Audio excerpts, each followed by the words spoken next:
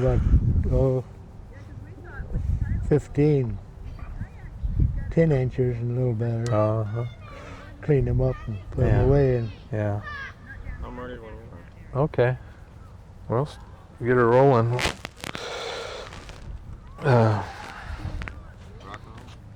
So where did you find big shells around here? most of them come out of Conception and down Oh yeah. through there. Yeah. And then I had some over at the island there too, with pretty good sized shells. Mm-hmm. But most of them out of Conception there Oh. in the deeper water. And I've seen a lot of big shells. A friend of mine got an 11, about 11 and a quarter, the day they closed the fishery in '97, May '97. He was working down there. I've seen the shell. It's a big one. Yeah, I got one 11 and a quarter. You do, But yeah. I got it up off of. I got one at Avila, it's 11. Hmm. And one 11 and a quarter I got off of what's that? You know that rock above Roller Cruise, Oh. right off of Roller Cruise there, Uh-huh. in behind that rock, Yeah. big rock.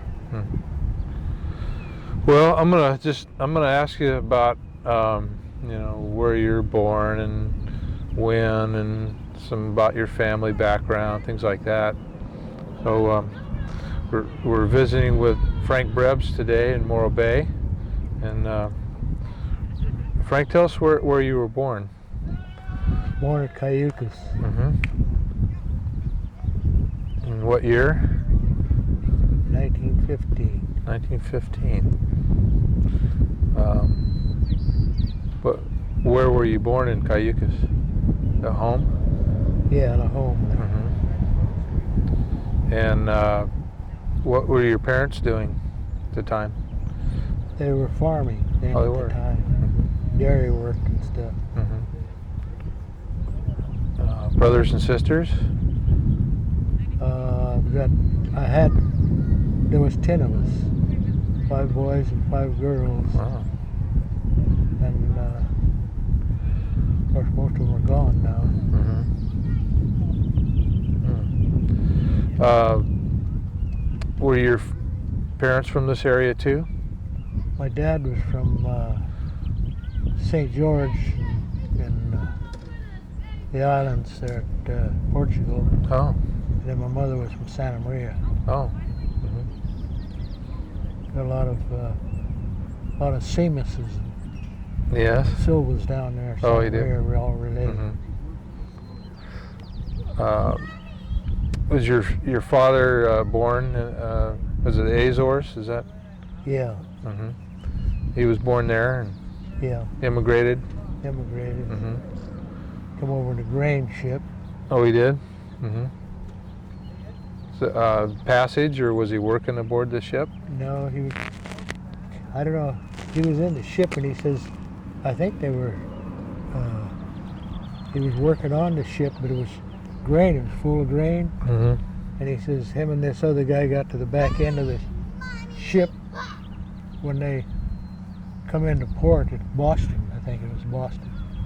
And they were probing the ship with great big probes down the back end. I guess he smuggled himself in or something. Oh. And they were probing those big poles down there through the grain, you know. Yeah. He says a couple of them just missed him. Him and another guy, I don't know who the other guy was. Uh-huh. So they got off the ship in Boston, you Yeah. think? And would he come across country then to California? Yeah. Oh. He did. Do you know about what year that would have been? No, I don't. How did he settle in Cayucas? Well, he was come into Santa Maria, Mm-hmm. and they lived there at Guadalupe for a while. Uh-huh. And I guess he met my mother there, and they got married, and then they just come up the coast here. Mm-hmm. But we had other relations up here, so, Mm-hmm. so So they must have come in then. So, were his parents farmers, or how did he become I involved in really it? don't know because I know they had pigs and stuff, but I don't know how big of what they really did there. Yeah. So, where did you live in Cayucas? It was right there in town someplace. It was small then, you know, at that time. Yeah.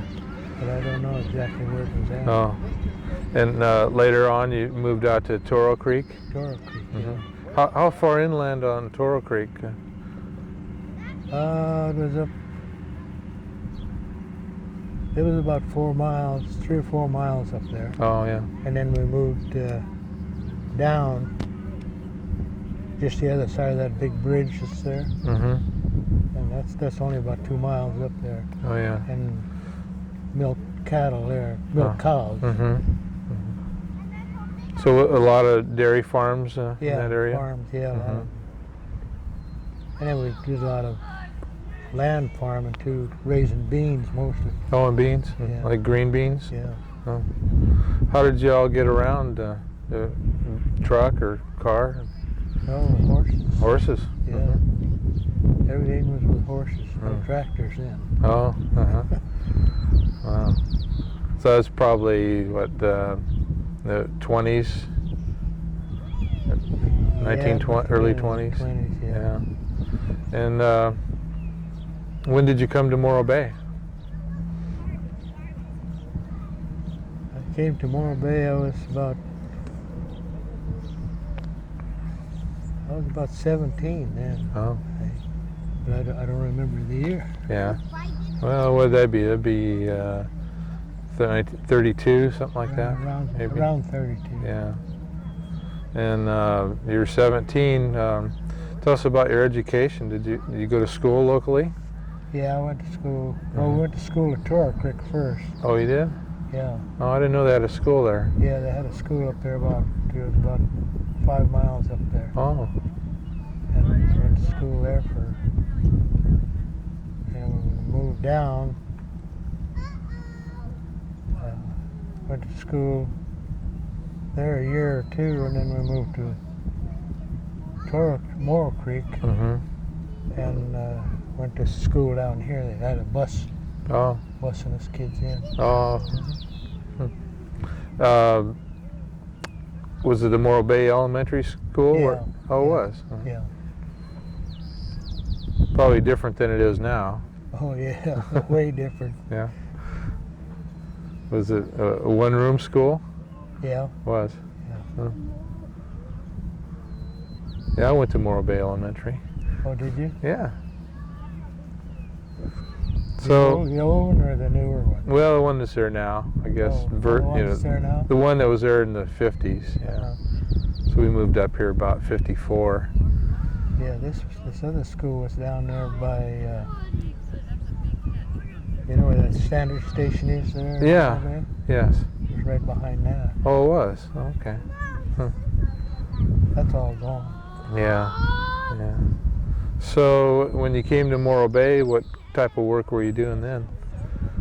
I was still, when I left the ranch, and then I came down and I started working in the vegetable fields, and then finally come in and start working in the abalone shop. Yeah. What kind of vegetables were being grown? Mostly lettuce. Lettuce. Yeah. This around Morro Creek? Yeah, it's about 2 miles up there. And they're packing and shipping there too? Shipping. The Enos ranch. Oh, yeah.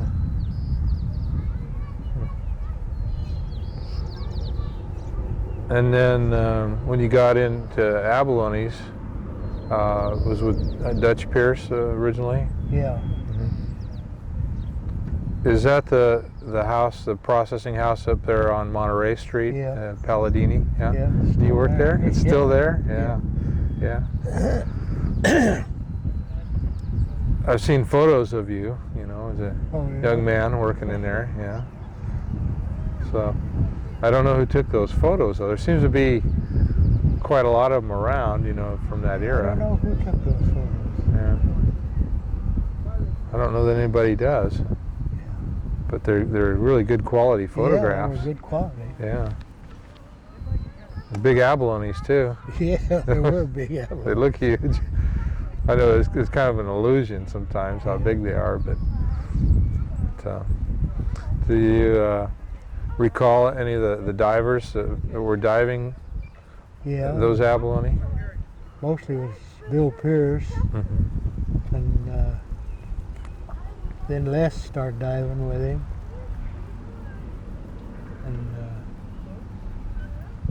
Bill had a couple of divers work for him once in a while, but it was mostly Bill Pierce at that time. So were you still a teenager when you took up with them? Yeah. And did they have their own fleet of boats? They only had when I first went to work for them, they only had the one boat. Oh. Bill was diving off of that. Yeah. And then the Japs came in too. He had some Japs come down from Monterey working for him. Oh. And after that was a little later. So, what was your first jobs there in the processing house? Was slicing abalone. Oh. By hand, a hand slicer. How thick were those steaks? Oh, can't think now, but they were about that thick. They're pretty. You liked to slice them thick, didn't you? Yeah. Why was that? I don't know. That's the way they started. Yeah. I think they pound out better, got tender. Yeah. Yeah, because I've noticed that, in some of the videos I have of your shop that Glenn Bickford produced. That you seemed like you sliced your abalone pretty thick. I started doing that myself. Yeah, it's a lot better. Yeah. Tissue breaks, you can break the tissue better. So when you were processing abalone there, where were the markets? Where did that product go? Went to San Francisco. Oh, it did? And how was it transported? It was, we'd ship some of it, but mostly we transported ourselves. Oh, you did? Yeah, I think that's what Bill did too. I'm just taking for what I started, Yeah. Did they have their own truck then? I think they used to ship all theirs through the train. Oh, by train. Yeah. And then when I started, I had my trucks and stuff. Yeah. The packaging of abalone has always interested me. Do you recall the packaging, the brand that they used? Did they have like their own logos at that time? No, not at that time. They didn't. They just had the wooden boxes, had to nail them and everything else. I was the first one to come out with those, they weren't paper, they were called cardboard boxes like the waxed cardboard. All waxed, and they had the boat picture on there. Yeah, I have one of those. Have you? It's one of my favorites. Yeah, I have it framed. Yeah. 'Cause I remember that. And you had, I think the Three Sisters was one of your brands, right. and do you still have some of those boxes? Very few of them. Oh, There's a couple I can let you have if you want. Oh, I'd love to have one of the Three Sisters. Yeah, okay. Yeah, I've got one that it's a yellow box with blue, and it's you on your boat. If I remember right, it was called the Hornet. Was that your boat? Yeah. And it was actually staged out here in the bay. Yeah, right. It looked like you had a pretty good load on board, and you're dressed in and on the ladder. Yeah. And it figures too many abalones underneath that boat, but it was a good picture. Yeah, right. So back to packaging. They put them in a wooden box and nailed them down. Did you freeze them before they were shipped, or Yeah. you froze them? Yeah, they were all frozen. Uh-huh. Did you have the wooden boxes they weren't too good, you know. They weren't. No. They'd lose all this, you know, if they got thawed out, they'd lose the milk and stuff in them. And when they got to the cardboard boxes, the waxed boxes could hold everything in it. Uh-huh. Yeah, milk, you want to have that. That's. So did you have a freezer? Yeah. There, you did. Mm-hmm. Yeah.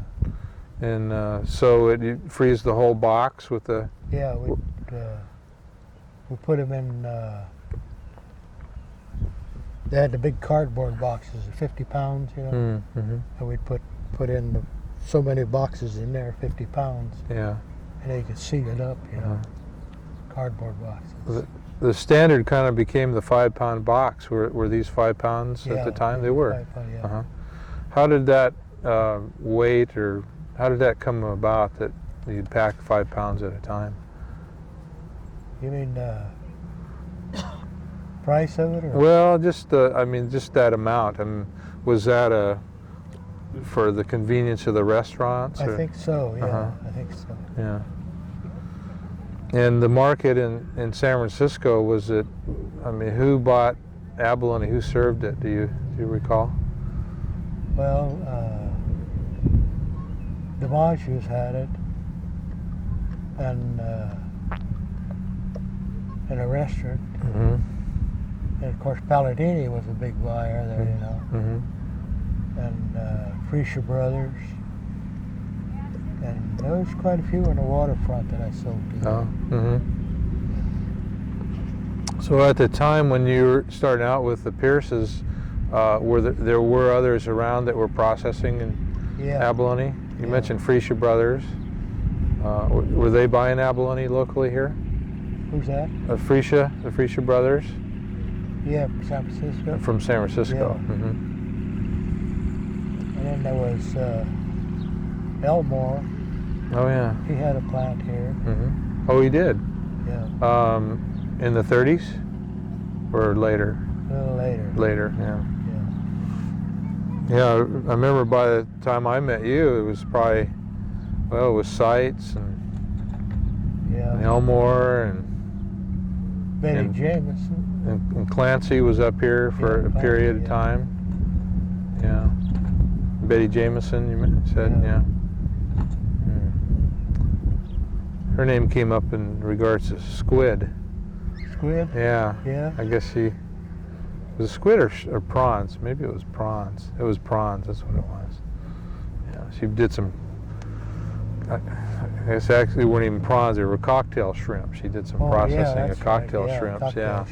Yeah.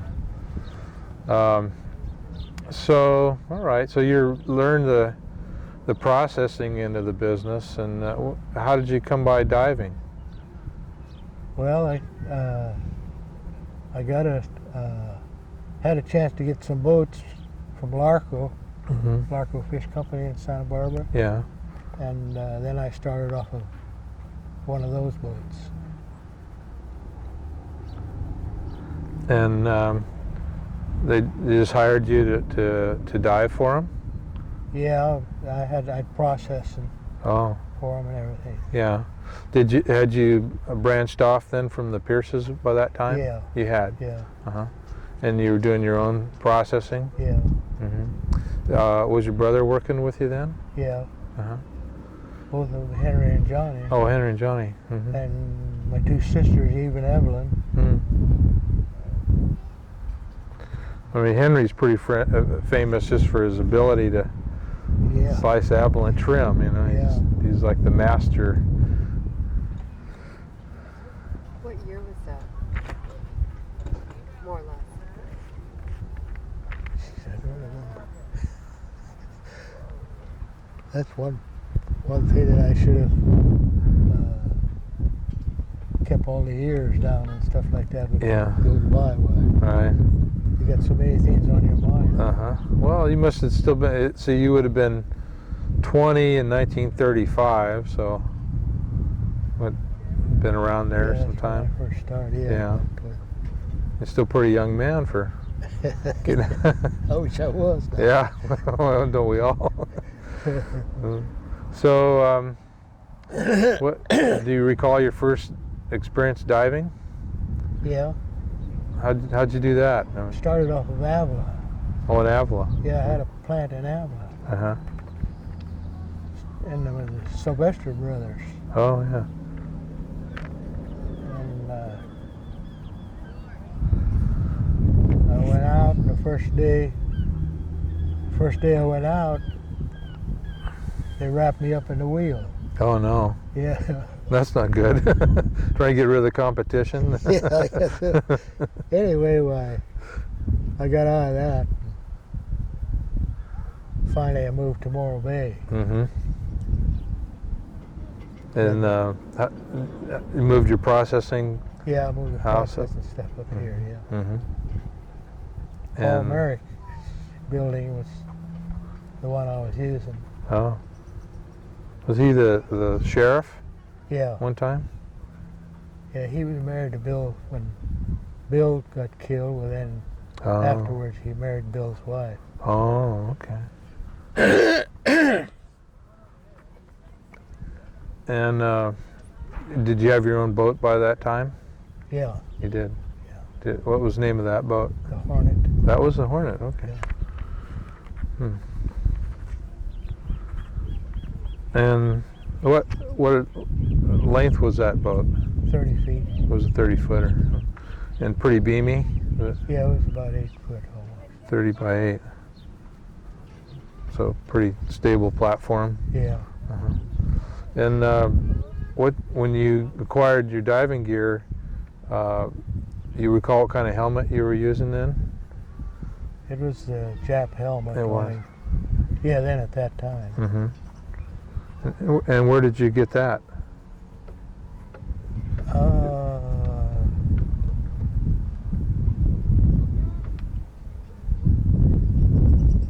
I think I bought it here from Bill Pierce. Oh. Was there a lot of equipment available in those times? No, not too much equipment. Do you still have that helmet? Yeah, Do you? yeah. It's reconstructed, you know. Yeah. Yeah, I know some modification happened with those hats Yeah. over the years. And you put in bigger windows. Bigger windows. Yeah. And the valves were all made out of Monel when I had it, because it wouldn't. When they were brass, you know, or they'd wear out a lot. Maybe your air valve would really jiggle along there. Oh, yeah. I guess after Bill's accident, there was probably more attention paid to valves and. Yeah, and then we start putting the oxygen bottle on. Oh, he did, like to inflate your suit. Was it? Yeah, in case something happened, you know. Yeah. Always had your oxygen valve. Yeah. Had a small bottle, about like that, about that big around. Right. Hook onto your belt and. Yeah. Everybody started using those. Yeah. Because most, that was pretty tragic. Bill died. Huh? Yeah. Yeah. I had to use it one time down at St. Nicholas Island. Oh, you did? Yeah, they cut me off at 80 feet of water. Oh, man. Ran over your hose? Well, they cut it with a knife? With a knife, you know, the Kelp knife? kelp knife. Oh. Cut it completely, just whacked it completely off. Oh, man. It all fell down, come rolling up. You could see it Yeah. drop alongside of me. Oh, Well, I no. grabbed that bottle right away, but I didn't leave my sack of abalone. I closed the valve, and then I came up. The guys were looking over the side of the boat like that, you know. Yeah. Good man.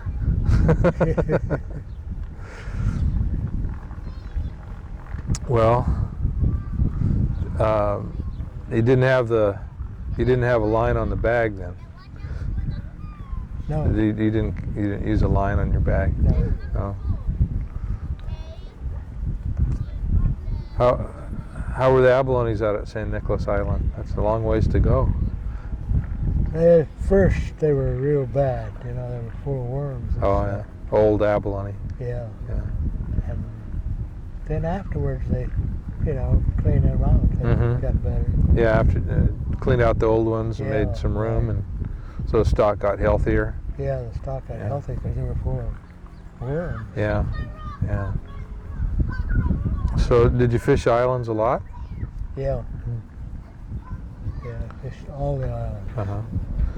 Now, was that before the otters arrived here, or Yeah, it was? yeah. Uh-huh. And did you work up the coast too? Yeah. Cape San Martin and Pedras Yeah. Blancas? Yeah, all up through there. Did. Mm-hmm. There were some great spots up there. Yeah, yeah, there was really some good Beckett's spots. Reef. And, Beckett's Reef was always good for a day's work. mm-hmm. But the wind blew quite a bit there too. You know? Oh, hard to get in. Tell us about Beckett's Reef. That was a rather unique area, just for the amount of abalone. Yeah, it was. No matter where you went down, Mhm. you'd find an abalone. Yeah. Only, you know, some of them were out in the deeper water. There were a lot of that palm tree kelp, you know. Oh yeah. And there was a lot of abalones too. Mm-hmm. what kind of bottom is that up there? There's a lot of rock bottom, mostly. Like boulder pile type bottom, or? Yeah, some big boulders up there, Mm-hmm. and a lot of sand, you know, rocks out of the sand. Mm.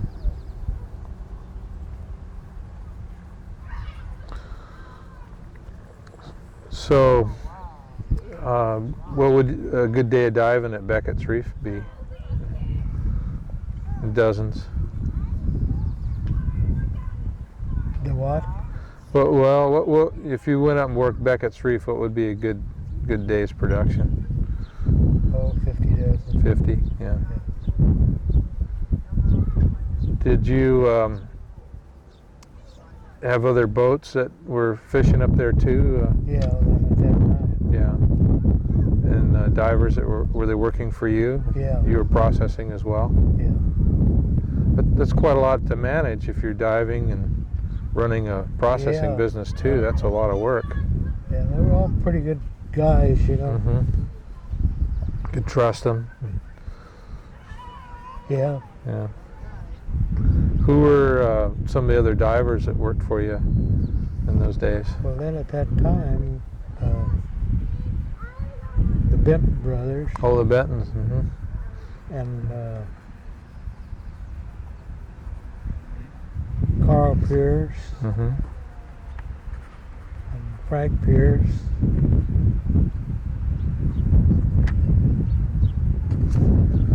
Was this before the war, Frank? Yeah. It was. And did these guys all have their own boats, or did you have boats? Yeah, I had boats. You and then did. They worked off of my boats, some of them. Mm-hmm. And what happened during World War II to your fishing operations? We still worked, you know. Mm-hmm. Well, I think we was working off of Santa Barbara then. Oh, you were Yeah. working the islands, or the? Yeah, working the islands. I know one time we were off of San Miguel. We were the only ones out there that day, and we seen this. I didn't see it, but the crew seen it, Mm-hmm. and they called me up. And it was a submarine. Oh yeah. Yeah, it was coming right in straight at the end of San Miguel Island. Mm-hmm. And then when they called me up, I come up, and then it turned up, and it went headed up the coast. Oh. And then we found when the pickup boat came, we told them about it. You know, 'cause we had the pickup boat Yeah. picking up the abalones, Uh-huh. and we told them about it, so they come in and then at that time we were checked out by the Navy, see, and so they wanted to know where I was working and everything else, because I had found it was a dugout. Half of it was there, wasn't all there. Sort of a flat bottom dugout. Yeah. Made out of looked like balsa wood or something. So they come out there right away, and they took it. I don't know what they ever did with it, but we didn't know who it belonged to. Some army or something. Found it floating out there? Yeah. Oh. It was floating in the kiln. Oh, it was? Yeah. What areas of San Miguel Island did you work? All around, mostly on the outside. Yeah. Yeah. Castle Rock or Yeah, all over the place. Adams or Yeah. great places, aren't they? Oh, God, they're yeah, beautiful out there. They're still beautiful. At the upper end of San Miguel, I found a couple of ships there, and there was just the ribs. Oh. Yeah, but they were pretty long. Yeah. Here to that ship there. Oh, is that right? Yeah, they were quite a way. Yeah, there's some big ships that sunk out there. Yeah. And then there was a big freighter there outside that sank there. I guess a lot of the divers got a lot of stuff off. Oh, is that right? Yeah. Yeah, I've seen some mallets that were made apparently off of one of the sailing ships, the ironwood from the. That ironwood, yeah. That was, I guess, a favorite material for building mallets. Right. I know Carl Pierce got a couple of those at one time, but I don't know what he ever done. Oh, I think there might still be some around. I don't think so. No. Do you have some of your mallets from your shop when you're? I got some of the mallets, but they're not ironwood. They're not ironwood. No. So, you're running a pickup boat. Would it come into Santa Barbara? Yeah. Whose pickup boat was it? It was the United Seafoods. It was the corporation I was part of. And So you paid those guys a percentage of your catch for? No, they got paid by the day, I think, or by the month or something. And would they bring you some groceries and fuel or anything like that? We'd always send in our orders, and then they'd call them in, and they had somebody pick them all up at a certain grocery store. Oh. So we had an account there, and then they'd bring them out the next day. Just radio into them, and What'd you all like to eat when you were working? Just about everything. We ate quite a few abalones too. Yeah, well, they're not too bad. Lobster for breakfast. Yeah, right. Yeah. It's pretty good with scrambled eggs. Yeah. Worked out there with Rad, and he liked that. So when you made those trips, how long would you stay out at a time? We'd stay out, as long as the weather was good, but stay about a week at a time. Oh, a week. And how many men did you have on board the Hornet? 2. And yourself? Or the 2 total? No, 3. Oh, There 3, yeah. There was 3 with me. We had a line tender and a boat runner. Who were your main tender and skipper in those times? Oh, gee, I had a lot of them. So Did you? Some of them I don't remember now. Yeah. I know Ray Wagner was one. Oh. Ray Wagner. And there was one guy they called a coon hound. Yeah. Well, Ray went on to start the garbage company, or owned the just recently. Oh, yeah.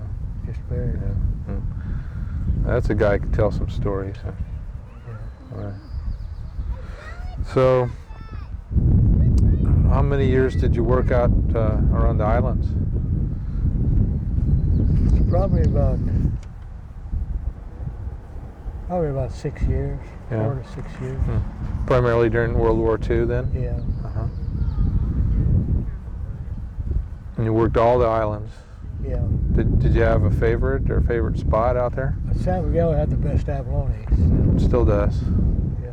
Yeah. And then Santa Rosa was good. Mm-hmm. And there were some good places on Santa Cruz too. Fish around Johnson's Lee at all? Or that was military back then. Did they let you in there? Yeah. Everybody got 168 dozen there one day. Is that in one day? Yeah. My. Jeez. Needed a pickup boat that day. Yeah, boy, the boat was just, water was coming in all over. Oh man. What kind of engine did the Hornet have? I had a GM diesel. I had Chryslers at first. Mm-hmm. As the time went on, I got the diesel. Mm-hmm. You had that boat a long time. Yeah. Forgot how many years until they sank it up here. Oh, is that right? Was it after you'd sold it, or? No, I didn't sell it. I still had it. Yeah. These guys, when I had the shop down there, see, I was buying fish too. Mm-hmm. And they were fishermen. And they went out and they had a couple of jugs of wine with them. Oh, yeah. Then the storm come up. I told them we'd be in that night. Mm-hmm. But they didn't come in. They stayed up there. I guess they drank too much wine. Yeah. Where did it sink? They started out of the harbor. Mm-hmm. And they just made it around the point. Mm-hmm. And that, northwest or southeast Yeah. was blowing real hard. Yeah.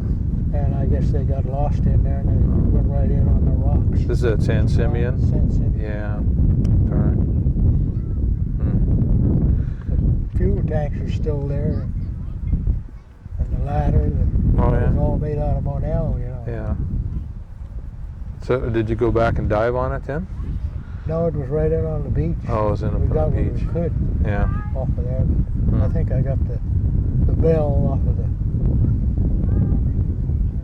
Hornet. Yeah.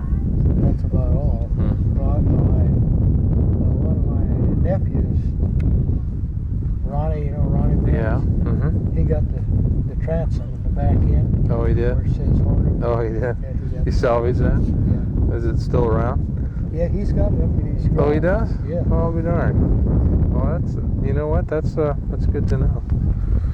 Because we're working, this project's with the Maritime Museum here.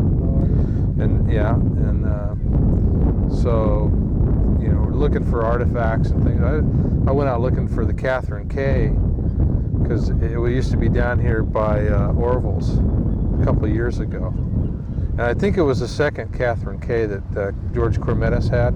Oh, yeah. Because the first one, they went on the beach down there at Burisma, and I think that boat was lost. It was just too tore up. And my memory was that he built another one exactly like it. Oh. Why, I don't know, but or it might have been the original one. But I saw it at Orville's and went back down there, and all that stuff's gone now. So I took some photos of it. Yeah. Yeah, I took some photos of it. But I don't know, the transom off the Hornet, that might be a nice thing to have on display. I know Bob Kirby was telling me he's building a model for a museum showing abalone. He's built them out of Bondo and silicone, and then he's going to have them sliced up, and then he's going to have them pounded, and then the last end of the model is abalone's in one of your boxes. Oh, yeah? Did you know that? No, I didn't know.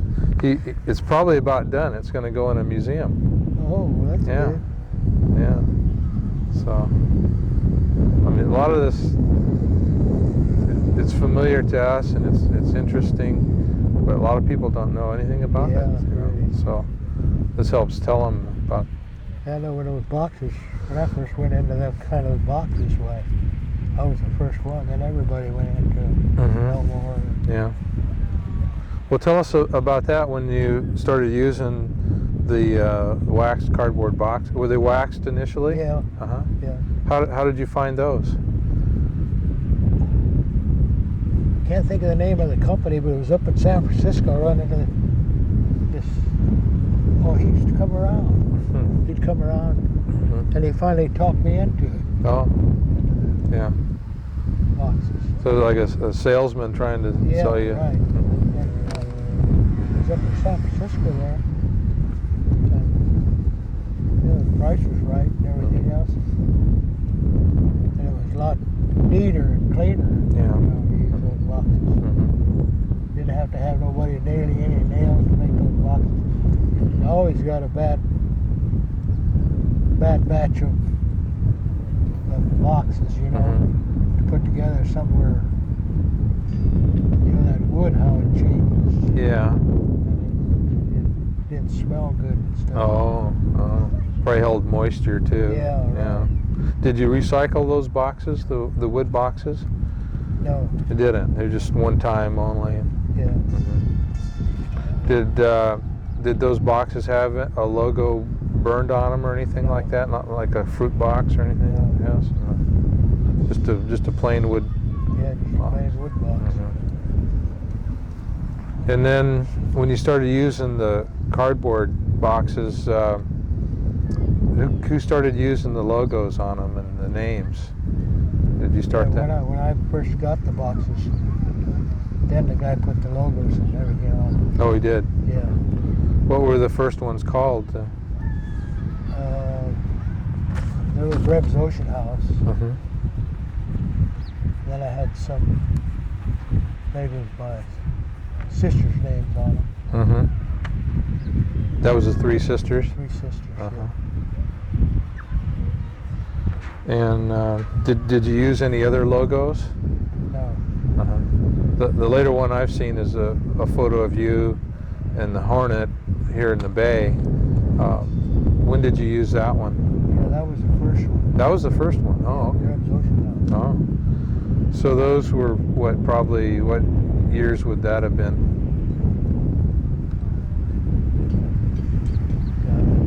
Was it after the war, you think? I think it was. Probably, yeah. So those were the two logos that you used? Yeah. Some of the Pierces, I remember they had Cambria Pines was one. Yeah, they had that. Do you recall? That was Barney. Oh, that was Barney's, was Cambria Pines. Oh.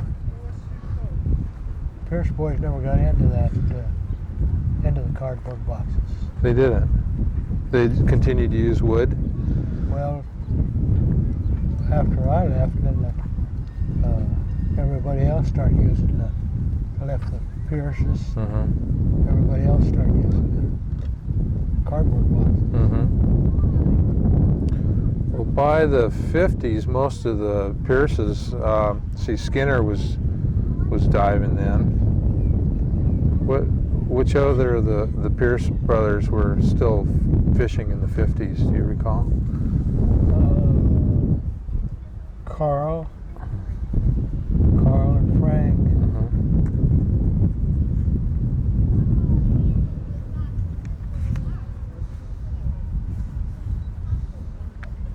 Can't remember if there's any of the other ones or not.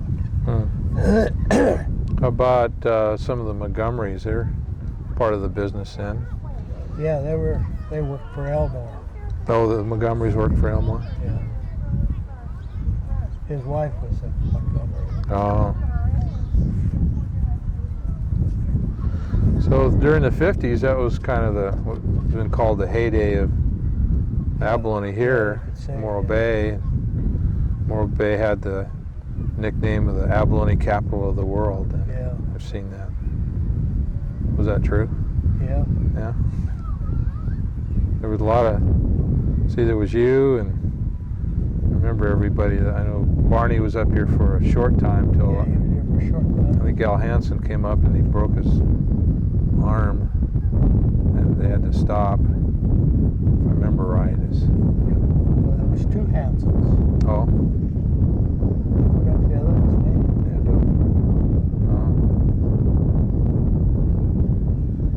Al we knew pretty well from Avalon. Yeah. My dad had skippered for him. So during those years in the 50s, there was a U processing and Elmore, you mentioned, with sites. Sites worked for me for quite a while. Oh yeah. There was two sites. There was Chuck and Chuck was the one. Chuck. What was the other? Forgot the other one. Trying to remember the other one too.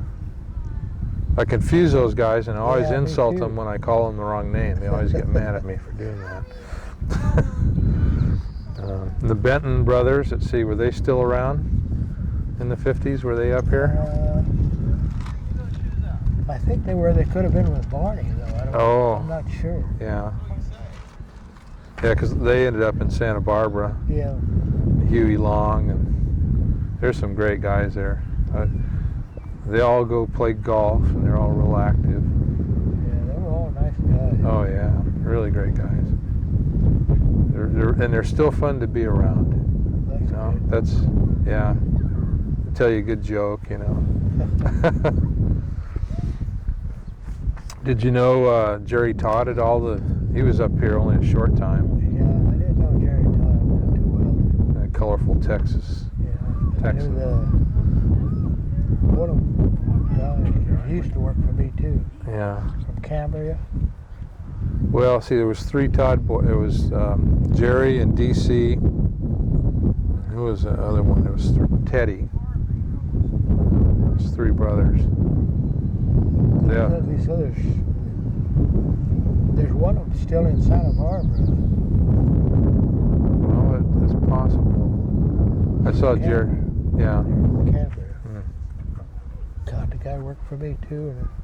Oh, I know who you mean. It was Gene and Don Gallagher. Right. Yeah. Right. Yeah. Well, Gene's still around. Yeah, Gene's down in Santa Barbara. He is. Yeah, that's who you were thinking of. Yeah.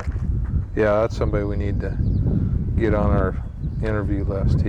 He's doing pretty good. His health's real good. And Oh, that's good. he's sad his brother died. Don was a great guy. Yeah, he Oh. was a great guy. Yeah. He worked for me quite a while. Did he? Yeah. Yeah, he's another one. Just everybody, real likable Yeah. people. And I guess if you're gonna die, that's the way he went. Was a good way to go. There was another guy. Still comes up here Yeah. and he stops to visit with me. Mm-hmm. From Santa Barbara. Yeah. Oh. He dove too for quite a while. Yeah. He'd get mad if I don't remember his name, but I can't remember. Well, we did about, I don't know, 10, 12 years ago now, Barney was going to go in for some surgery. He wasn't doing too good. So we had a party for him. Laddie told him, he says, well, the prognosis wasn't too good.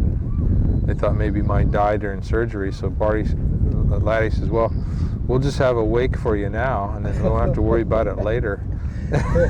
So we had the Gallagher brothers there, and a bunch of the old timers. And man, we had fun. And you know what it did was it got Barney feeling good again, and he did really good. Had a surgery, and he survived. He's still living. He's not doing too good now, but he got another good 10 years out of life.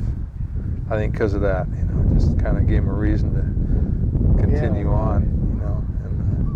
And that was a lot of fun. We videotaped that. That was, and then we had one a couple years after that for Jerry Todd. And, really fun.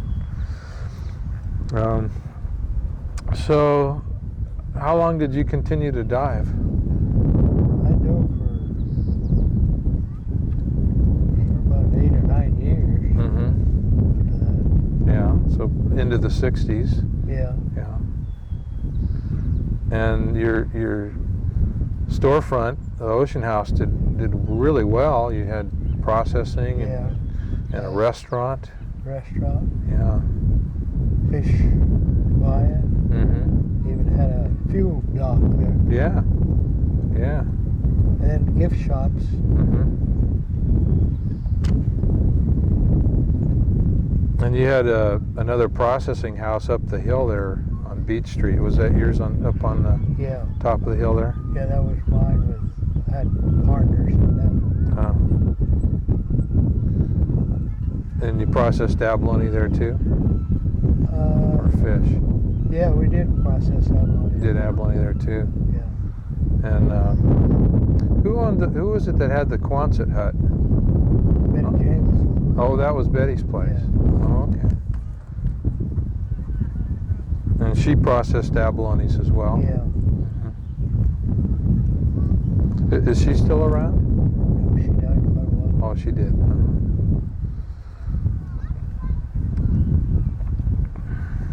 When did you retire from diving? Well, when I had the shop there, Mm-hmm. but I can't remember what year it was.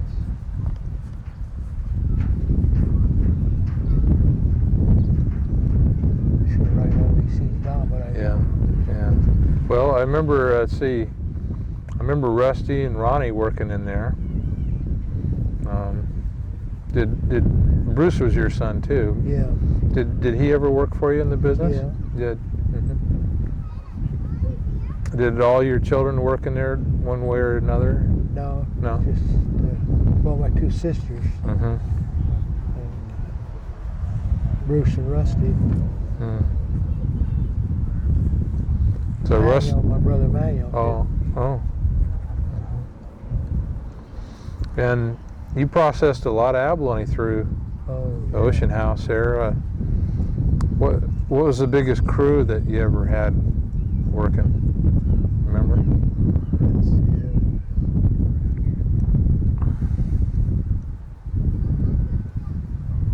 In the shop, probably was 10 or 15 people. 10 or 15, yeah. And John Edwards, you remember John Edwards? I might have known his sons. Pister. Yeah. Pierce, John Edward Pierce. Uh-huh. He lives in Santa. Well, he was living. I don't know if he's still alive or not. Huh. He worked for quite a bit up Oh. here. I don't think I knew him.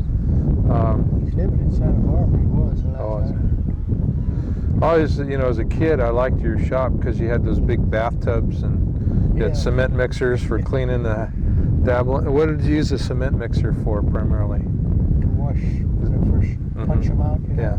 They're full of sand, gravel, and stuff. Uh-huh. I threw them in there. Yeah.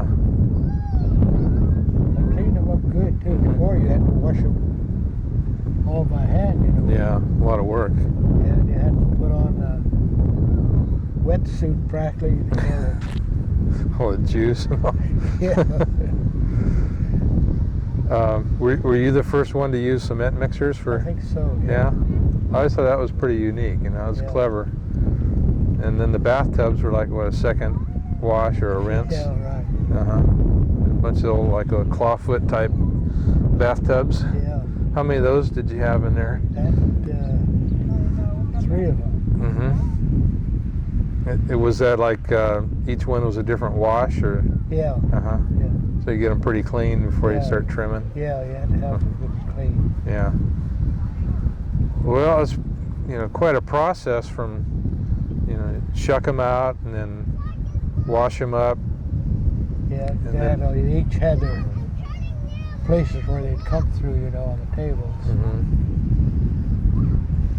So when you finally got them to the table, what was the first step in trimming?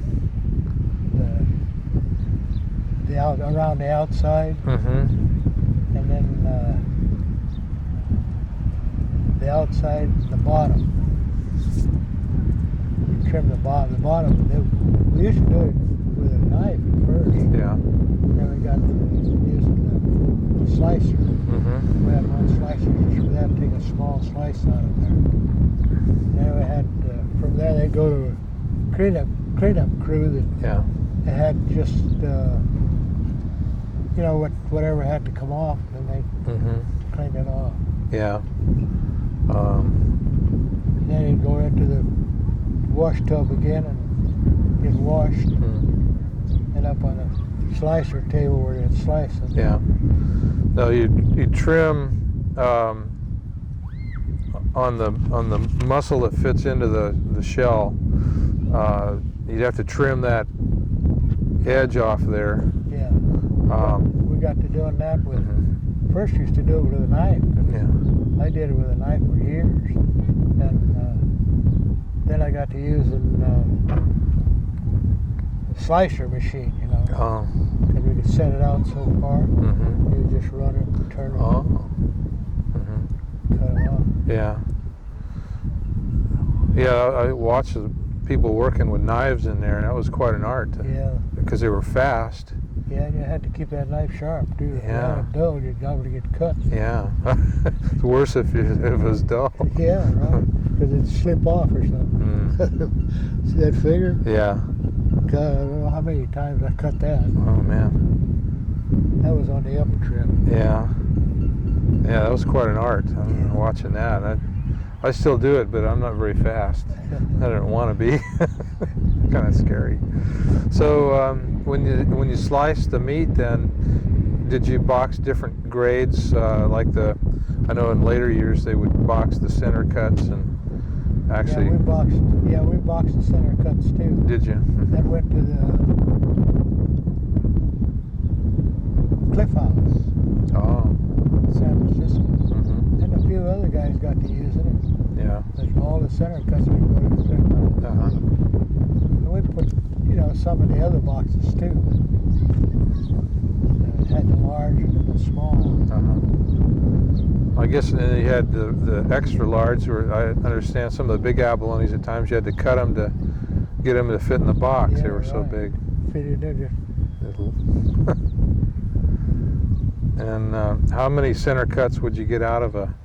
You'd get out of a good abalone, you'd get about two center cuts. You get two only. Yeah. But again, you sliced yours pretty thick, as I Yeah, recall. yeah. And then the cap steaks, that was a different grade. Would that be the small? That'd be the small. That was, uh-huh. They're a little tougher. Yeah, Uh-huh. And you slice those the same?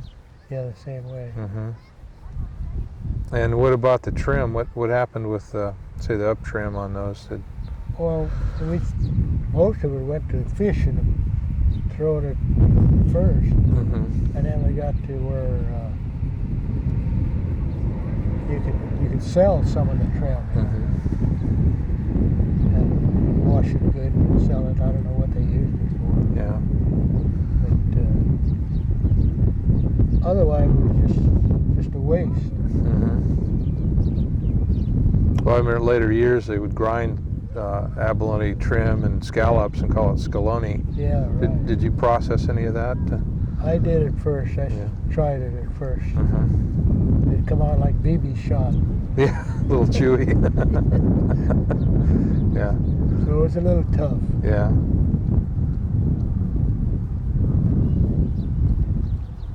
And most of that abalone went to San Francisco. Yeah. Uh-huh. Cliff House. Who were other big customers that you had? Well, it was Freesia, Mm-hmm. Freesia Brothers, and DiMaggio, Mm-hmm. and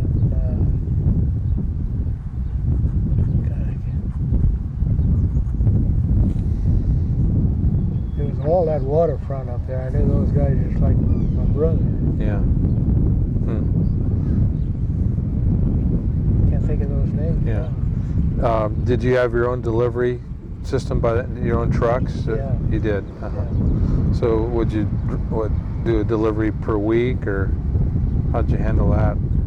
Well, whenever we had a load, then Mhm. we'd call them. You had a freezer at the Ocean Yeah. House, or how many pounds would you usually have on hand? Like in a season? Probably a couple of 1,000 pounds at a time. Ship up there. Yeah. And when you're grading abalone, I recall that there was a product that was called Golden. That used the darker meat.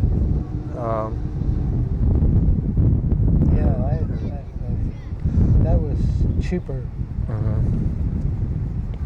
They didn't want no dark abalone. Yeah, I recall. The big restaurants. Yeah, they just wanted the real white, nice. Yeah. How many? Out of so many dozen abalone, would you get a dark one? Was it? Most of the face cuts. Oh. You know. And, then towards the end, why everything went in the box. Yeah. It was, in fact, the face cut was better eaten than the center cuts, I thought. Had Yeah. more flavor. It does have a nice flavor. Yeah. I use those myself. I don't waste anything anymore. Yeah, I don't. I had a guy bring me an abalone from way up there, close to the border. Oh, Crescent City or Shelter Cove. One of those places Up there, yeah. There's big abalones up there. Oh, yeah, they're all way out of the shell. Yeah. And, this guy went up there. He went up there. They have a party that goes up there all the time. And he brought me one anyway. It was real good. Yeah. And I didn't waste any of it. Oh yeah, they're tender. That's. Yeah. I took my son up there last year and see the abalones from the boat. Yeah. It's just nice. And they're outside the shell, like you say. They're big fat toads. Pretty healthy. So how about any of your sons? Did they ever get involved in diving? John did for a while. John. My brother. John. Yeah. I didn't recall that Rusty. I didn't know Bruce that well. A little bit I did because he was No, older. Yeah. How about Ronnie? Did Ronnie ever dive? No. But he worked in your market for a long time. Oh yeah, he worked for a long time. Yeah. He's a good worker. Yeah. Kind of right up to the end, didn't he? He was, as I recall, he was about the last one that by the mid-70s when it was pretty much over. I saw Barney's photo album. He took a lot of pictures. Did he? Yeah. And these guys couldn't have been more than 19 or 20, you know. That guy that I'm trying to think about is Eddie Wood. Eddie Wood. Yeah, I remember his name. He comes up to yeah. see me once in a while. Oh, okay. He comes up with a crew that go to the Elks Lodge. Oh. They all belong to the lodge. Well, we're gonna have to get some people together here again. I think it's time to do that. You ready? Okay. Yeah, I think the last time I saw Ronnie processing any abalone, he had, I don't know, he just had a few, maybe a couple of dozen, maybe 1976, and he was pounding them slower than I'd ever seen abalone pounded, about like that, you know. I walked in the shop there and he says, "This is ridiculous," he said. That's, I don't know, maybe 1976 was the last abalone I saw in there. I think maybe Radden brought some in. I know Rusty continued to process. Yeah, he after. Yeah. But I don't know. It's all over now. Yeah, it's all over. At least for the time being. There. Well, unless something happens to the sea otters. Yeah. Because they grow fast, you know. I think they grow fast. Abalones can grow very fast. Yeah, we had them. Because when I was raising them there in the tanks there, man, I had one there. I got the records at home. Yeah. Well, let's talk a little bit about your adventures in aquaculture. When did you start experimenting with abalone? growing abalone in the shop.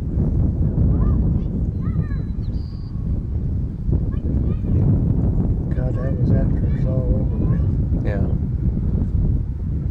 Well, you were doing some of that work, I think, in the mid '60s. Like you and Fred Clogston.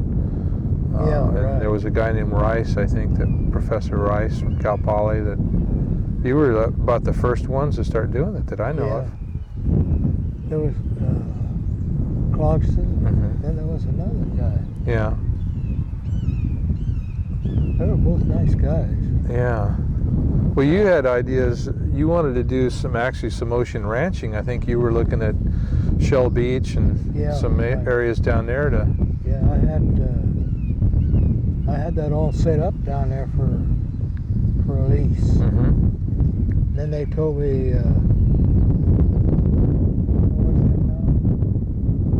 I couldn't keep other divers out of there. Oh, yeah. It was open to everybody. Well, open to everybody. I could raise abalone, so they'd have make the profit off of it. Yeah.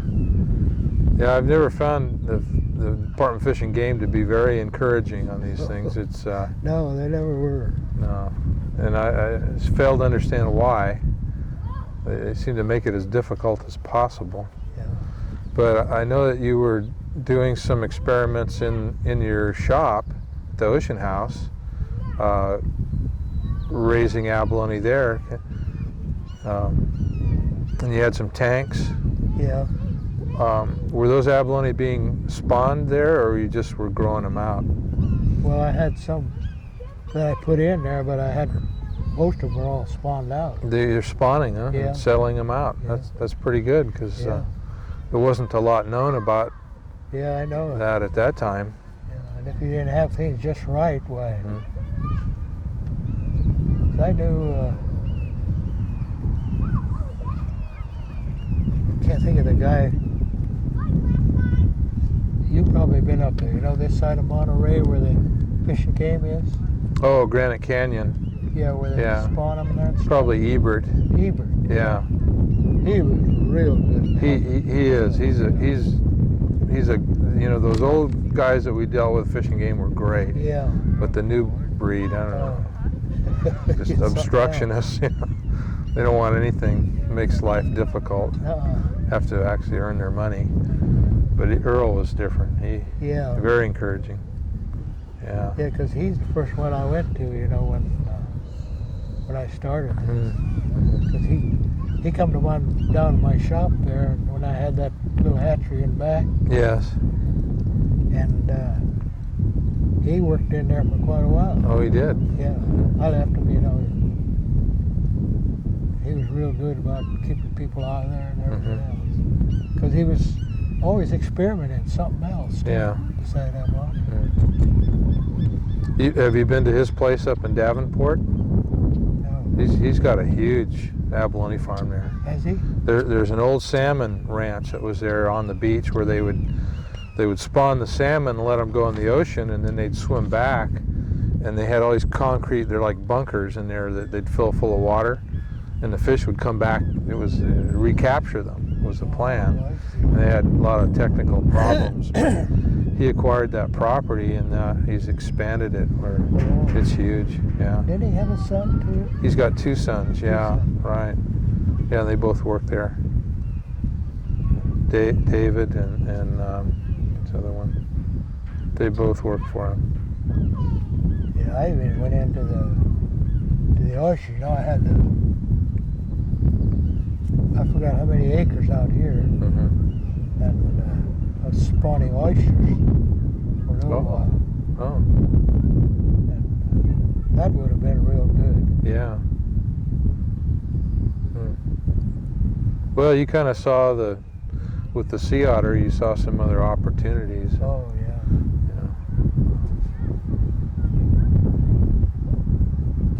Sea otter pretty much ended the abalone fishery around here. Did you get involved in any of the politics? Like Ernie Porter got pretty involved in trying to fix that situation. Well, I did. I wasn't with Ernie then at the time because he dove for me a couple of times. Yeah. But I don't remember his part of it. Well, he went to Sacramento and Oh yeah. worked on yeah. trying to find some political solution to that, but never really worked out for us.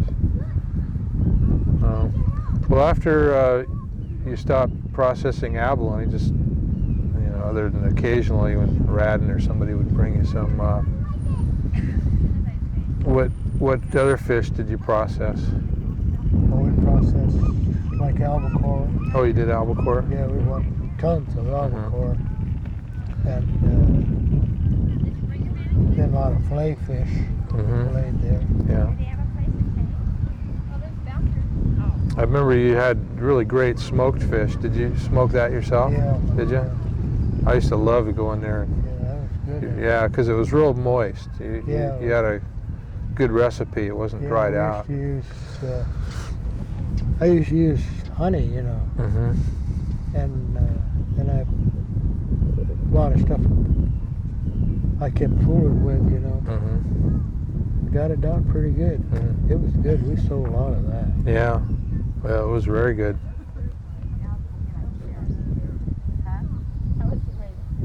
So, how has fishing in Morro Bay changed, Right now, over the years? Yeah. How do you feel about it now, the way things are? it's real bad now. Yeah.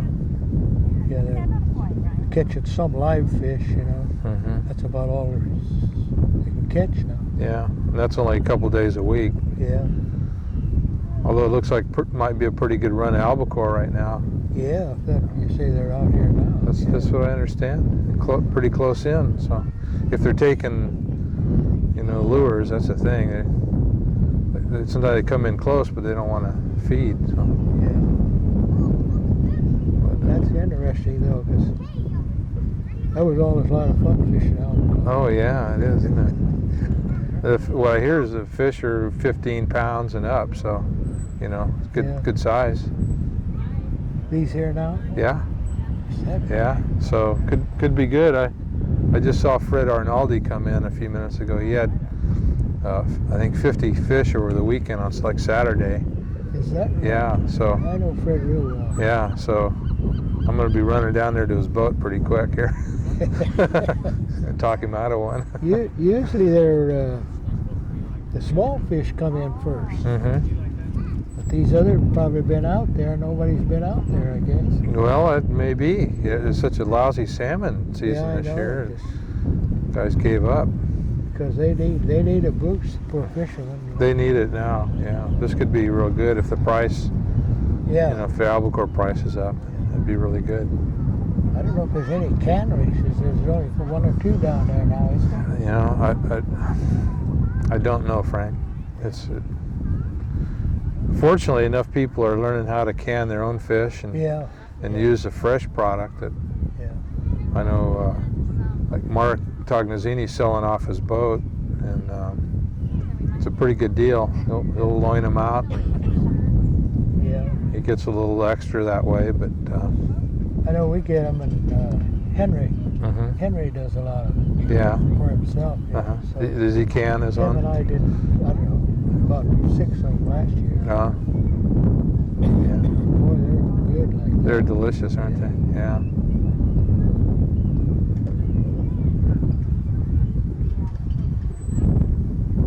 What other fish do you like? Do you like salmon? I don't care what. Well, I like the smoked salmon. Mm-hmm. I don't care too much for fresh salmon. But like that cod, that northern cod, that's really good fish.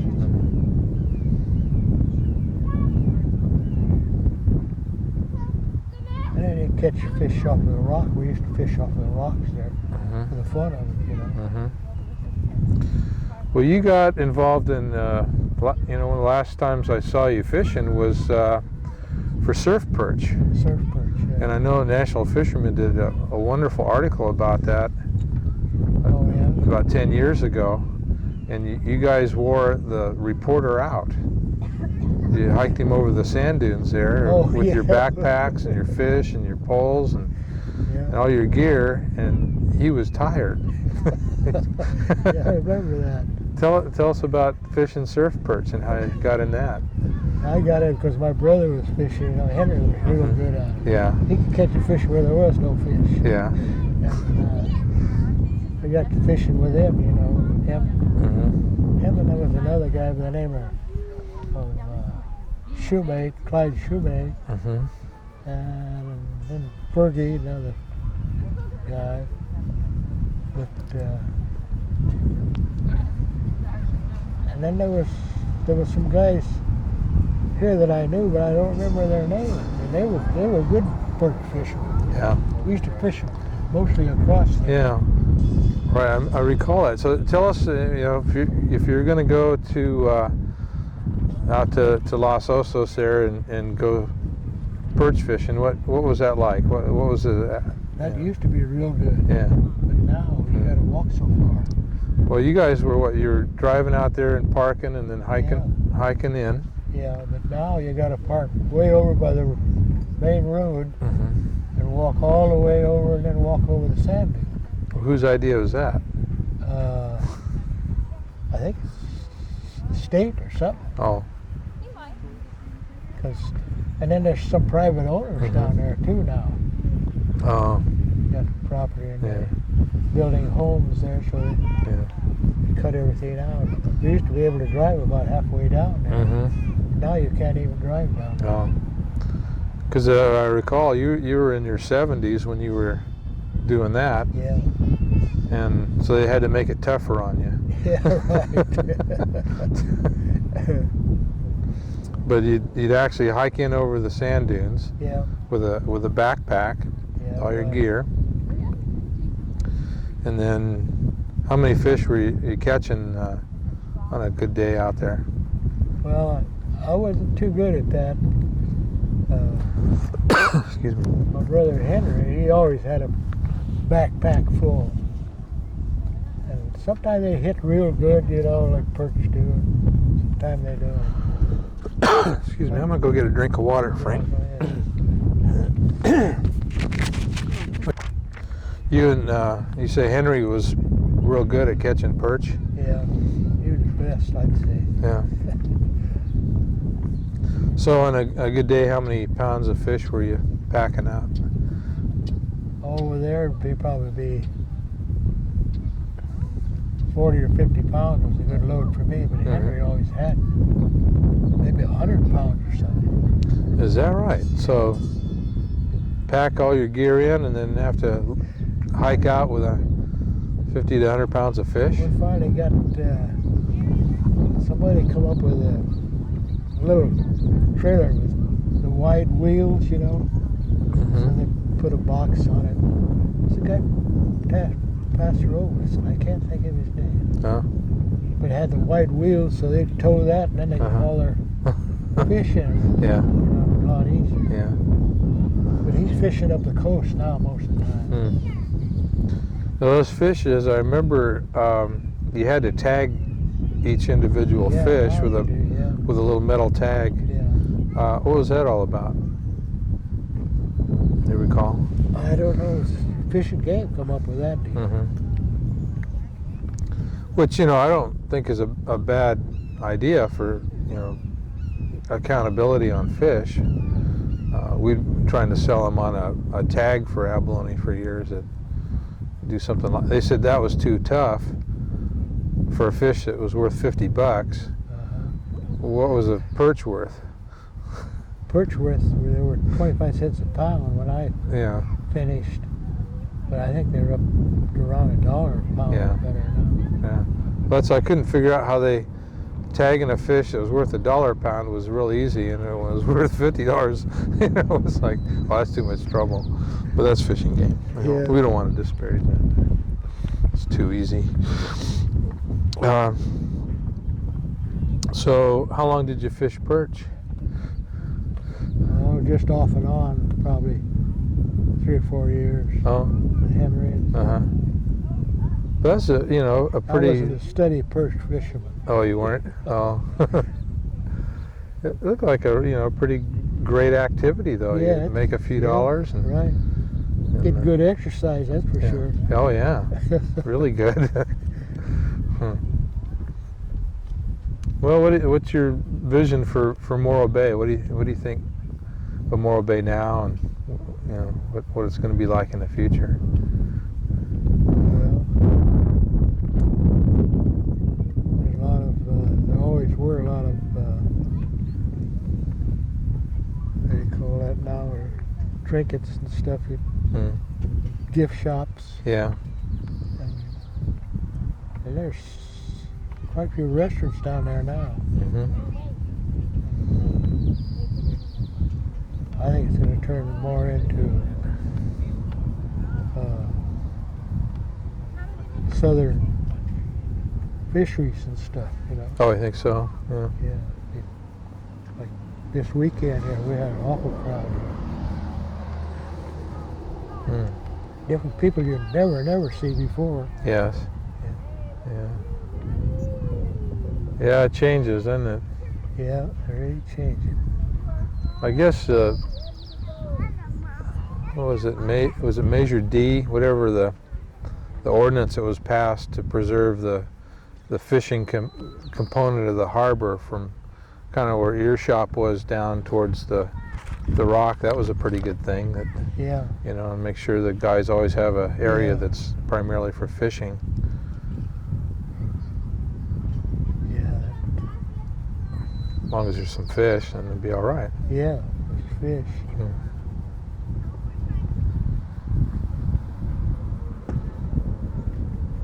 They party boats now, they're not having much luck, and then they can only catch certain kind of fish. Yeah, they're under similar restrictions. Yeah. That was a pretty big deal here, Yeah. for a long time. Hoping it comes back. Well, with an albacore now, that'll probably be albacore fishing in a party boat. Right. Yeah, that could be real good. Yeah. So like you say, they're fun to catch. Yeah. It's a lot of work on a rod and reel, Yeah. Yeah, with a rod and reel. especially with a big one. That was when you're fishing a commercial. Mhm. Why, when you get into them, we used to use the short lines, Yeah. And, I mean, you got tired, your hands were close to bleeding a lot of times. Yeah. You figured that extra dollar was coming into the boat. Mm-hmm. So you fished besides perch and abalone. You participated in some other fishing. Yeah, and the albacore. Did albacore? When the albacore came in, Yeah. and the abalones were slower, Yeah. but then was mostly concentrated on abalone. Hmm. What's the most interesting thing you ever saw diving? Well, there was a big off of Santa Barbara Island, Mm-hmm. and the water's real clear there, Mm-hmm. And I was coming around this rock, with a helmet, you got your head down most of the time. Yeah. And I seen this fish there, and it was a big Jewfish. You know how big they are. Black sea bass. Mhm. Yeah. Yeah. Man, he was there and he wouldn't move, Uh-huh. And then I knew what he was already because I'd fished those too Yeah. when I was fishing sharks. Mhm. And so I finally left him alone. I just turned and went around and mind my own business. Yeah. But I don't think they'd bother you. Yeah. But I caught one weighed 362 pounds, I think it was, off Wow. a point down here when I was fishing sharks. Oh, is that right? And he tangled up, I don't know how many feet of hooks and stuff, Yeah. just all tangled up when we got him up. The long lining for shark? Yeah, Mm-hmm. and that was the first day that when the war was on, Mm-hmm. they stopped, they made you check out and check in all the time. Oh, And when you're leaving the harbor? yeah, Uh-huh. and when I caught this one. We had quite a few sharks on already, Mm-hmm. and so on the hornet. And then I had this jewfish, and we finally cut the line and put him up, tied him to the bow of the boat because we couldn't get him over the stern. Mm-hmm. So after we were through fishing the shark, pulling the shark trawl, then we worked there for about an hour to get him over the stern of the boat. Two of us guys. Wow. Finally got him in. The boat went down and swelled. Finally made a. And then when we got in, it was just getting dark. Mm-hmm. And I knew all the. What do you call those guys at the port? Coast Guard or? Some of them were the Coast Guard. The main office up in the hillside there at Avila. Well, it had customs Yeah, agents. right. Yeah. Finally got in and had that, and then the guy.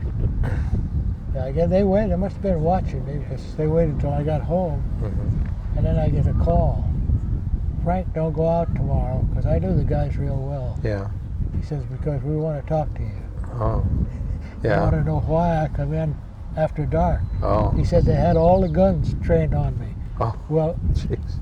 then at that time they had these poles, you know, these telephone poles, Mm-hmm. and they had them so they'd look like a cannon. And he said, we had all the guns trained on you coming in there.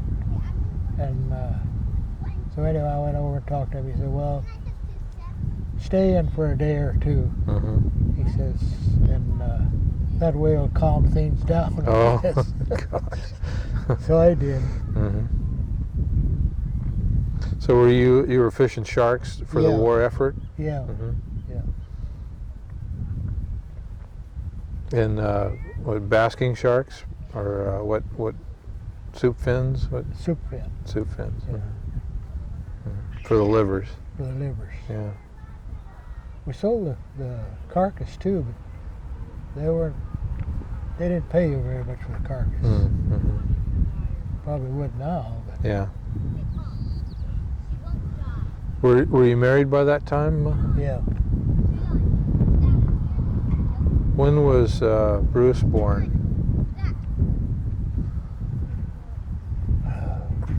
It's been like early 40s, huh? Or during the war? Yeah, it was during the war because I was out fishing albacore. Huh? And we had one of the boats, they called some boat out there, and then they told us, and then I come in. Oh. Hmm.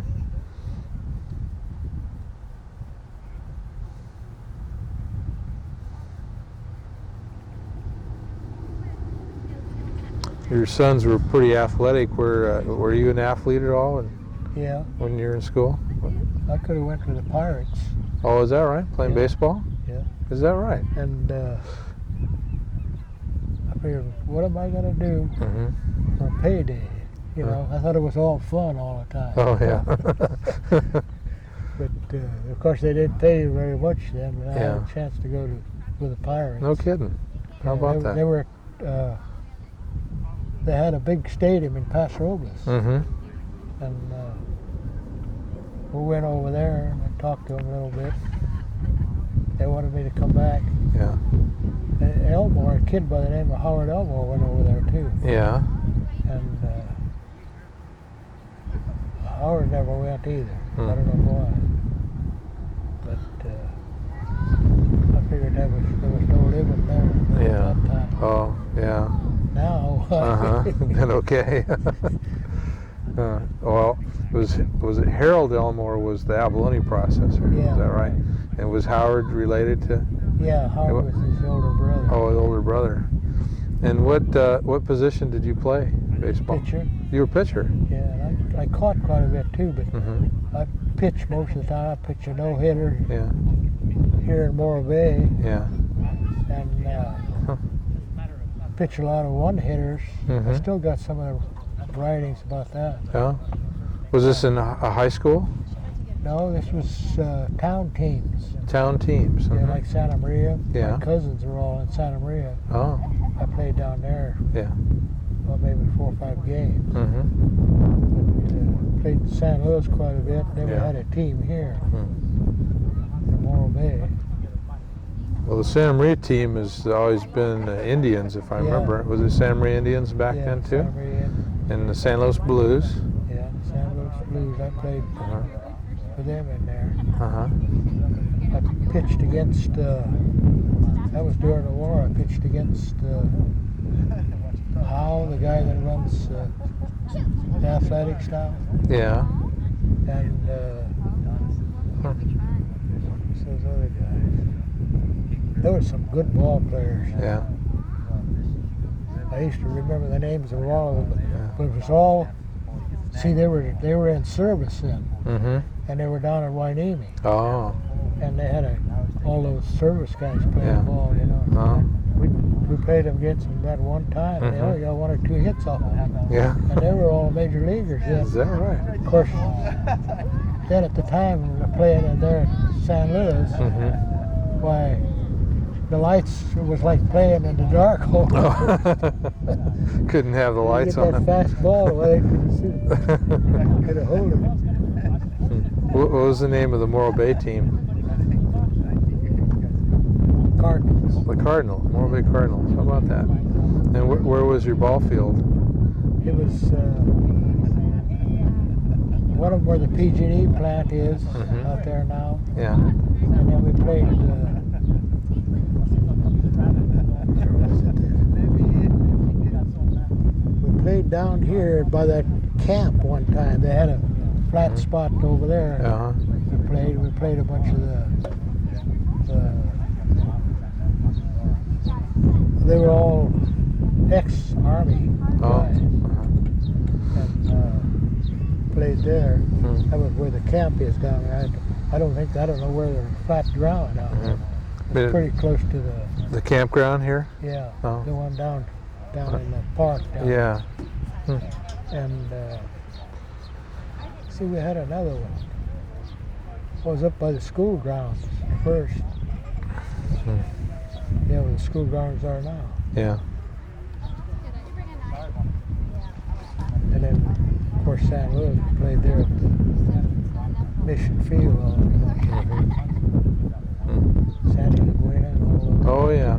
How about that? Huh. There were a lot of good. Cambria had a good team. Did they? Yeah. They had an ex-leaguer up there, Ray Woolbanks. Yeah. I don't know if you know him or not. He worked for the Hearst Ranch up there. Oh.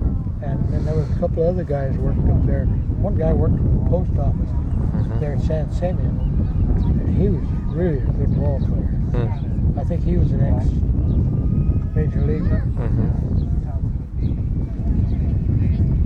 Templeton Yeah. and Cayucas even had a team. Really?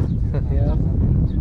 And San Miguel. Mm-hmm. San Miguel had a good team. Yeah. And Tascadero. Mm-hmm. They never did have very much of a team there. Tascadero, I don't know why, because that was a good spot. Yeah. And Shandon, over at Shandon, we played over there. Oh, yeah. Huh. All those farmers. See, I never knew anything about that.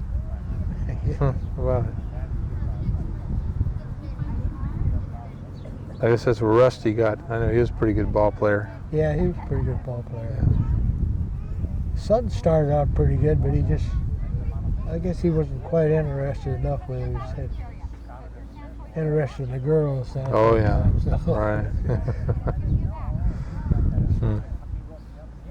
So that was during the war or just after the war? Probably during the war. During the war. Even all So, through the war too. Yeah. I think. so you would have been about around 30 Yeah. then? Yeah. Hmm. Well, that's pretty good. So what do you like to do now? Well, right now I like to work in my garden and stuff. Mm-hmm. What kind of garden? Well, I got some tomatoes and strawberries and stuff. Oh. But the garden is kind of interesting because they got a new deal came out where you grow them. Got these plastic boxes, you know, Mm-hmm. and they got a place where you run the water down and a liquid fertilizer, whatever you want to use. And then about every 2 days, you pour water in there. Mm-hmm. Hydroponics. Yeah. Yeah. I got some tomatoes. They're just beginning to turn red. Really? Already? They're a little bit green yet.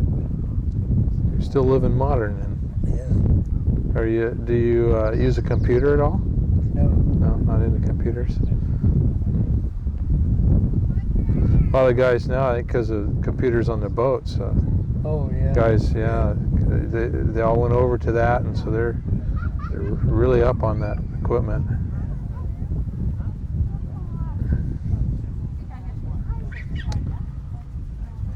Anything else, Monica? No. That's really interesting, Frank. A lot of ground here. Yeah, yeah. So every one of these we learn something neat about people. Like, I didn't know you played baseball. That was Oh, the yeah? first. I never knew that before. And it's like every guy's got something like that. And I played for a long time. Yeah. Before my arm Huh. finally went out on. Mm-hmm. Did you ever have any other scouts recruiting you? There was some from Santa Maria, but I don't remember who they were. Oh. I Mm-hmm. played for Santa Maria a couple of, Oh, you did. about 6 games, I Yeah. guess. My cousin was the manager. Oh. That must have been pretty thrilling, though. Yeah. Yeah. You have a chance at. And they always go to what they call that every year, the finals. They go up north. I think it's in Sacramento or something. Mm-hmm. All those good teams Yeah. get called. Mm-hmm. And they go up there almost every year that I know of. Well, those are fun games. We go occasionally, the Blues Stadium there. Oh, in San Luis? Yeah, San Luis Obispo. Yeah, I haven't been there for a long time. I got one of my niece's husband wants me to go in there with him, so I might go in there. Yeah. Oh, they're good games, especially the Indians. There's always been that rivalry. Oh, yeah, That's- yeah. And I was mostly on the Indian side, see, because all my cousins were there. You didn't throw any games, did you?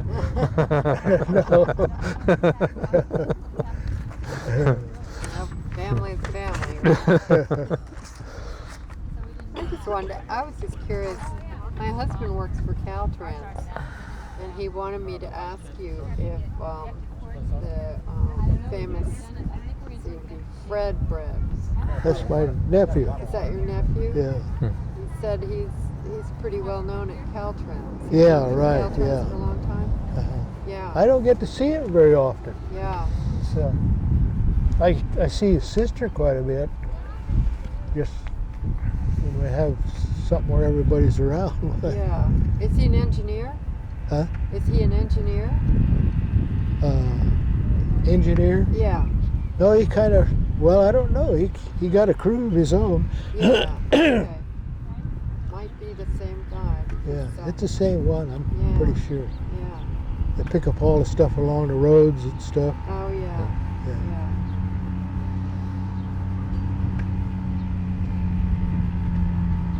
I figured with that name, there had to be a connection there.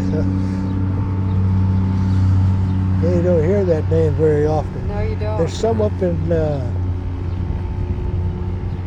up north some ways. There's the Brebes up there, and I don't know where they came from, Uh-huh. but I never did meet any of them. Oh yeah. But I So heard a different about them. family. Yeah. Yeah. Kind of makes you stop and wonder, though. There must be a connection way back Yeah, somewhere. somewhere. 'Cause, my dad says when they were in Portugal, our name was Brebes. They had a V instead of a B. Oh. Oh. Yeah. And when they come over here, I don't know whether he changed it or who changed it. Yeah. Because I had a couple of my uncles came over too, Uh-huh. but I haven't heard from them for years. Uh-huh. Well, when you say a B in Spanish, and I would guess it'd be very similar in Portuguese, that it actually sounds, the V and the B sound, are Yeah. pronounced very similar. Yeah. So that maybe that just made it easier for people to say Yeah, the name evidently. right. Well, there's a lot of influence from the Portuguese people and the fishing fleet around here, and Oh, yeah. yeah, and then the relationship to the dairies as well. Yeah. It's very interesting. We were there was a lady came to a meeting a while back who had been to Portugal and said there's a wonderful maritime museum there. Oh, is it? Yeah, and we were discussing how great it would be to have like a sister city relationship with Yeah. people in, I think it was Lisbon, with city of Morro Bay. Yeah, that's That could be really that's the good. main land there, isn't it? Mm-hmm. Yeah. Portugal. Yes. Yeah. That could be really good Yeah. for. I imagine all those islands now too are Mm-hmm. probably tourist attractions. Oh yeah. Yeah. Yeah. You ever been back? No, I always No. wanted to go. Tony, you remember Tony Sylvester? Yeah. Mm-hmm. He was after me for years to go with him, Oh. because they got a place over in Pico. Oh. Pico, they're at the island of Pico. Yeah. They still got Didn't a know home that. there, as far as I know. Oh. And he always wanted me to go back. Mm. I never Yeah. got back there. Don't like to travel? Yeah, I always wanted to see that, but I always had too much going here. You Oh. know? Uh-huh. Yeah. Well, maybe you should check it out. Yeah, I think That'd be nice. I'd like to go back and Yeah. see some of where my dad was born. And some of My son is in the Air Force the last year over in Germany, and he went and found the town there that had some of our family going back hundreds of years. Yeah, Yeah, which is kind of thrilling for yeah. for him. Wow. Yeah, yeah. So we all have that history. Yeah. Well, thank you, Frank. It's really nice of you to take the Well, time today. I'm a little bit more educated, probably have a lot more Yeah. to say. Well, Forget so much now. yeah. You did good. Even the ball players, I watch Yeah. the game all the time. Uh-huh. And I forget a lot of those guys. Because I like the Dodgers and I like the Angels. Mm-hmm. But they're all good now. Oh, yeah. Amazingly good. It's just, Yeah, very good. It's just, yeah. They got to play now to earn that money. Yeah. Oh, just the quickness, Yeah. I don't know how you hit a ball that's flying at 100 miles an hour. That's, I know yeah. it. Jeez. And some of them play Yeah. quite a while Yeah. into their middle years. Yeah. Well, That's amazing. Ripken, he Yeah, just Ripken, now yeah. getting. I know. Mm-hmm. I was thinking of him because I did Quitting a lot this of nice year. interviews with him over the weekend. Yeah. Yeah. Yeah. He's really a nice guy. Yeah. Seems that way. He Yeah. gets a lot of respect. Mm. You Yeah, can see right, yeah. the way people talk about him and the Uh-huh. interviews that they do with him. I think he's earned Yeah. a respect even through sometimes when the ball players are getting a little Yeah, right. heady about their pay and Uh-huh. all the bad publicity they got out of that. I guess he stood out. Yeah. Different kind of guy. Mm. We need more guys like that. Yeah. Yeah, Got to. right, yeah. When I was at the air show yesterday in Van Nuys, and there was a couple of the Tuskegee Airmen there, these black guys. Oh yeah. God, what inspiring they are. They were lecturing these little black kids about you're an American first. You can be an African American if you want to be, but you just remember you're an American first and be proud of it. And these little kids are, yes sir. It was really good. That's pretty cool. Really, really great. Yeah. Well, Yeah. a lot of good black ball players. Oh yeah.